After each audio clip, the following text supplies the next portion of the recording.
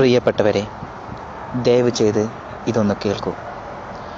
ഇപ്പോൾ ഏകദേശം വൈകുന്നേരം 7:25 പതിവില്ലാത്ത വിധം ജോലി തിരക്കുണ്ടായിരുന്ന ഒരു ദിവസം ഒറ്റയ്ക്ക് വീട്ടിലേക്ക് മടങ്ങുകയാണെന്നും സങ്കല്പിക്കൂ. നിങ്ങൾ യഥാർത്ഥത്തിൽ വളരെയധികം ക്ഷീണിതനും നിരാശനുമായി ആകെ താറുമാറായിരിക്കുകയാണ്. പെട്ടെന്ന് ഒരു കലശലായ വേദന നെഞ്ചിൽ നിന്ന് കൈകളിൽ പടർന്നു താടി വരെയെത്തുന്നതായി അനുഭവപ്പെടുകയും ചെയ്യുന്നു. തൊട്ടടുത്തുള്ള ആശുപത്രിയിലേക്ക് ഏകദേശം ഇനിയും 5 കിലോമീറ്റർ ദൂരമുണ്ട്. നിർഭാഗ്യവശാൽ അവിടെ വരെ എത്താൻ കഴിയുമോ എന്ന് നിങ്ങൾക്ക് ഉറപ്പില്ല.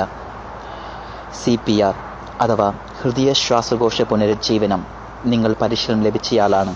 പക്ഷേ നിങ്ങളെ അതഭ്യസിച്ചയാൾ അത് നിങ്ങളിൽ സ്വയം എങ്ങനെ പ്രാവർത്തികമാക്കാം എന്നുള്ളത് പഠിപ്പിച്ചു തന്നിരുന്നില്ല. ഒറ്റയ്ക്കുള്ളപ്പോൾ എങ്ങനെ ഹൃദയാഘാതം അതിജീവിക്കാം? കാരണം ഹൃദയാഘാതമുണ്ടാകുമ്പോൾ പലരും പരസഹായം ലഭിക്കാൻ സാധ്യതയില്ലാത്ത വിധം ഒറ്റയ്ക്കായിരിക്കും. അസാധാരണമായി മിടിക്കുന്ന ഹൃദയവും ക്ഷയിച്ചു കൊണ്ടിരിക്കുന്ന ബോധത്തിനുമിടയിൽ പുനരുജ്ജീവനത്തിന് ഏകദേശം 10 സെക്കൻഡ് കിട്ടാനേ സാധ്യതയുള്ളൂ. എന്നാൽ ഇവർക്ക് സ്വയം ചെയ്യാൻ കഴിയുന്ന ഒരു കാര്യം തുടർച്ചയായി ശക്തമായി ചുമയ്ക്കുകയെന്നുള്ളത്. ഓരോ ചുമയ്ക്ക് മുൻപും ദീർഘശ്വാസം എടുക്കുകയും നെഞ്ചിൽ നിന്ന് കഫമുണ്ടാവുന്ന തരത്തിൽ ദീർഘവും ശക്തവുമായിരിക്കുകയും വേണം.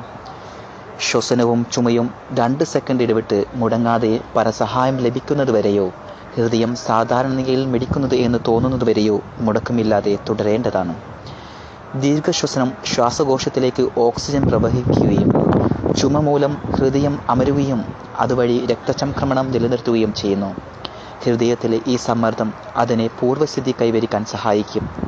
ഇപ്രകാരം ഹൃദയാഘാത രോഗികൾ ബോധം നഷ്ടമാകാതെ ആശുപത്രിയിൽ എത്തിച്ചേരാൻ കഴിയും. നിങ്ങളാൽ കഴിയുന്നവരോടൊക്കെ ഇതേക്കുറിച്ച് പറയുക. അത് പലരുടെയും ജീവൻ രക്ഷിക്കാൻ ഇടയാക്കും. ഒരു ഹൃദ്രോഗ വിദഗ്ധൻ പറഞ്ഞതെന്തെന്നാൽ, ഈ മെയിൽ കിട്ടുന്ന എല്ലാവരും അത് 10 പേർക്ക് ഫോർവേഡ് ചെയ്യുകയാണെങ്കിൽ ഉറപ്പാണ് നമുക്കൊരു ജീവനെങ്കിലും രക്ഷിക്കാൻ കഴിയുമെന്നുള്ളത്.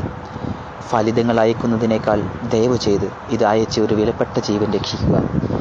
ഈ മെസ്സേജ് കറങ്ങിത്തിരിഞ്ഞ് ഒന്നിലേറെ പ്രാവശ്യം നിങ്ങളിലേക്ക് തന്നെ എത്തുന്നതെങ്കിൽ ദയവ് ചെയ്ത് ദേഷ്യം തോന്നരുത്. നിങ്ങളുടെ നന്മയുദ്ദേശിക്കുന്ന, നിങ്ങൾക്ക് ഹൃദയാഘാതത്തിൽ നിന്ന് എങ്ങനെ രക്ഷ നേടാം എന്ന് വീണ്ടും വീണ്ടും ഓർമ്മിപ്പിക്കുന്ന സുഹൃത്തുക്കൾ ഉള്ളതിൽ സന്തോഷിക്കുകയും അഭിമാനിക്കുകയുമാണ് വേണ്ടത്.